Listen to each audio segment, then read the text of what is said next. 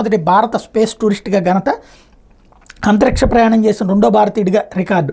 అమెరికాకు చెందిన మొట్టమొదటి నల్లజాతి వ్యోమగామి ఎయిర్ ఫోర్స్ మాజీ కెప్టెన్ ఎడ్వర్డ్ కల ఎట్టకేలకు నెరవేరిన. ఆయన వయసు 90 ఏళ్ళు. ఈ వయసులో అంతరిక్ష ప్రయాణం విజయవంతంగా పూర్తి చేశారు. ఆదివారం బ్లూ ఆరిజిన్ N-25 మిషన్లో అంతరిక్షంలోకి వెళ్ళొచ్చారు. 1963లో అప్పటి అమెరికా అధ్యక్షుడు జాన్ ఎఫ్ కెనడీ నాసా అంతరిక్ష ప్రయాణాల కోసం ఎడ్వర్డ్ని కూడా ఎంపిక చేశారు. కానీ ఆయనకు అంతరిక్షంలోకి వెళ్ళే అవకాశం అప్పట్లో లభించలేదు. 60 ఏళ్ల తర్వాత ఆయన కళ నెరవేర్చుకున్నారు. మరోవైపు తెలుగు బిడ్డ గోపి తోటకూర చరిత్ర సృష్టించారు. అంతరిక్షంలోకి వెళ్ళొచ్చిన తొలి భారత స్పేస్ టూరిస్ట్గా ఘనత సాధించారు.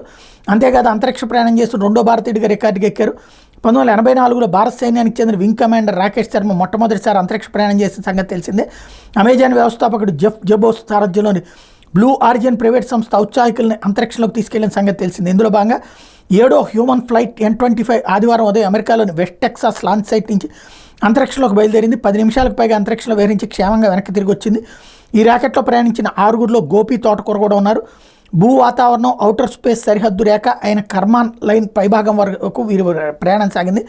అంతరిక్షాన్ని తాకి వచ్చారు. భూమి ఉపరితలం నుంచి 100 కిలోమీటర్లలో కర్మాన్ లైన్ ఉంటుంది. బ్లూ ఆరిజిన్ సంస్థ ద్వారా ఇప్పటికే దాకా 31 మంది స్పేస్ టూరిస్టులుగా అంతరిక్ష ప్రయాణం చేశారు. ఆంధ్రప్రదేశ్లో జన్మించిన గోపి తోటకూర ఎంబ్రీ రిడిల్ ఏరోనాటికల్ యూనివర్సిటీలో గ్రాడ్యుయేషన్ పూర్తి చేశారు. పైలట్గా శిక్షణ పొందారు.